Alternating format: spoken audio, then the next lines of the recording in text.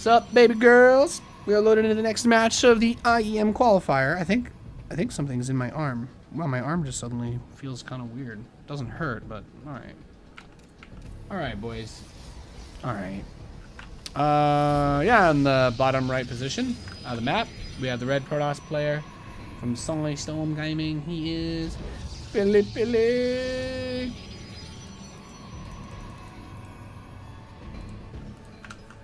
And in the bottom left, we have the red Terran player whom we just saw top deck wreck and Shrek Semper. He is Team Elevatano Masa.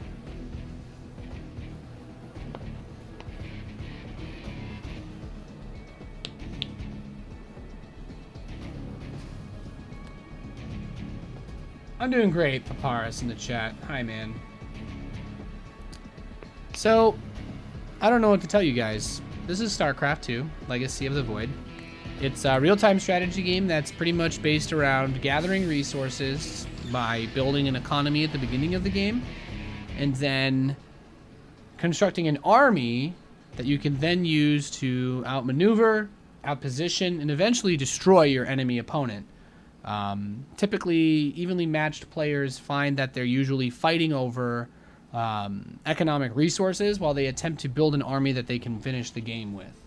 It's very normal for games to go up to multiple bases because it's difficult based on the way that certain defenders' mechanics work to kill a player early on. So generally speaking, the defender will always have the advantage in a fight. So you must take a big lead somewhere, either in tech or infrastructure or economy, to crack an opponent that is being defensive. So for the purposes of this game, two high-level players are going to be going at it. And we are going to see most likely a setup where the Terran player, who's playing a race that's based around more efficient usage of units, being aggressive, harassing, and trying to do whatever he can to gain an advantage by dealing economic harassment.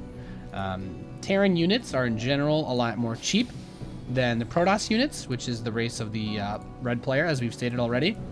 So the units are cheaper. They're not as good in head-to-head fights, but they are easier to get out, and because they're cheaper and they take less time to build. So you usually try to swarm your opponent a little bit. They're also high damage output, so they put out more damage than some of the tougher Protoss units. As you can see, the first unit that's come out for the Protoss player is a Stalker. It's got 160 hit points worth, or 80 health and 80 shields. And you actually have this Adept as well with 70 shields and 80 health, whereas you have the first tech unit is just a Hellion, which is just 90 health, right? The Marine, of course, is also on the map, which is just 45 hit points. So they're all very cheap units. They're very weak. They deal decent damage, but of course they're easy to pick off. So we see that the Protoss player is getting a little bit more infrastructure than normal right now. He's on the 4 gateways, and he's about to finish a tech, which will allow him to build his units anywhere in a power field. And a power field is just something provided by pylons, or in this case, a special unit called the Warp Prism. So we're expecting to see the Protoss player, he's loaded up one of his units early on into this Warp Prism, and he's going to move across the map. And funnily enough, he's going to come across the dropship, or medevac. It can heal biological units. They're actually going to pass. They're going to see each other. So they both know that there's some aggressive stuff going down. Of course, the cheaper unit, Terran player, does have to bring his drop back to defend against this, because these units are going to be able to win head-to-head battles against the units of the Terran. So as we can see, there's the Adepts coming out. They deal an incredible amount of damage. Widowmine, ooh, nice dodge using the pickup micro. And I'm not making this a beginner's cast. You guys don't care. SCVs surrounding kill the Adept. Can I just act uninterested? This is a pretty action-packed fight here. That Widowmine dodge was actually really good. I don't want to act too bored, because you actually all should appreciate that. That was pretty dang. You didn't even have to warp in an insane number of Adepts either, so let's look at what was lost. Yeah, it was a reasonable trade. 8 Marines, 10 SCVs, 2 Hellions, and a Widowmine for 5 Adepts. Yeah, dig, that'll do. It's actually quite a good start. Sub to Lyric because he's playing SC2, and here you are bragging about that to me in my city.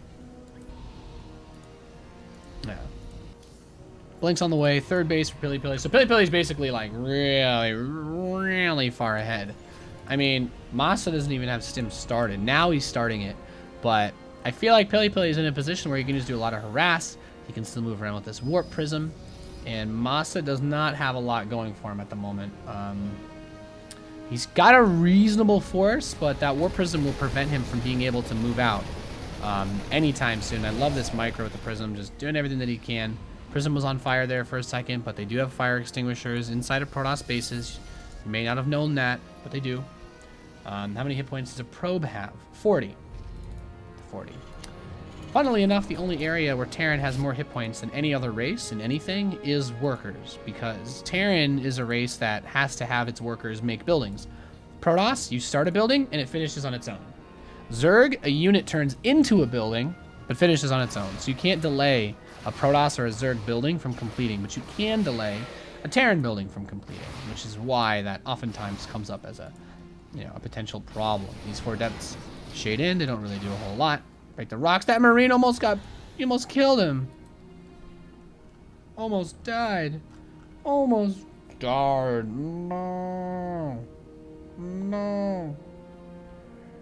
+1 attack is on the way. He's going for resonating blades as well.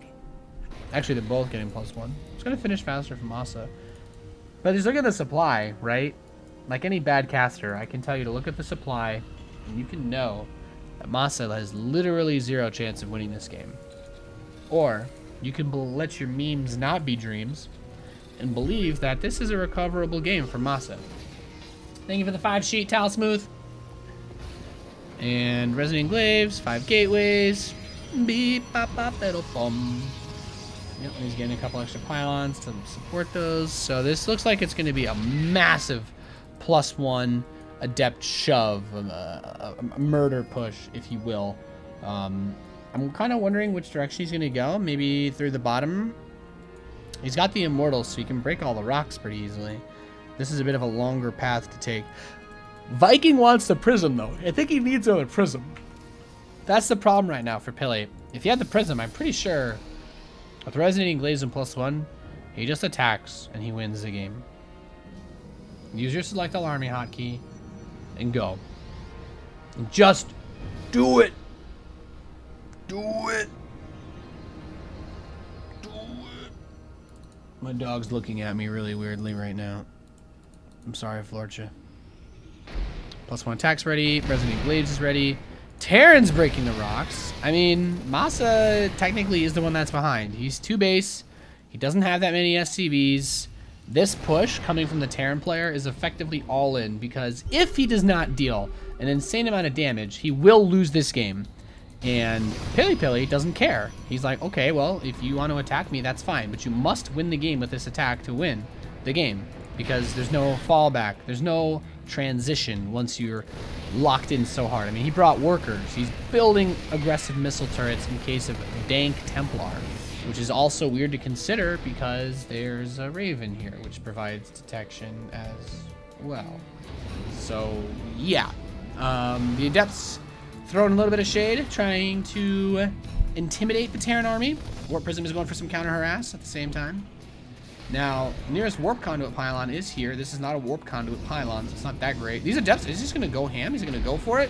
I don't know, Kev. Stalker's willing to the right side. Adepts are getting around top of the Marines. The Pulsar attack. The point of interest is going to drop down. That's going to block the Adepts attack. So I'm going through. It's also stop the Stalker attack. The Immortals in the same area. They need to focus on the siege tanks. They have not focused on the siege tank. 4 Immortals still standing strong, though the barriers are not yet to be triggered. And at the same time, we realize that there's so much of the supply lead. It's not going to matter anyway. The Liberator's going to try to get some shots in, but it's not going to be enough. The Stalker's still alive. The Immortal's going to pick up the siege tank. And the Stalker's going to be able to pick up the Liberator. And that's going to be absolutely it for Masa in this game. GG! Well played.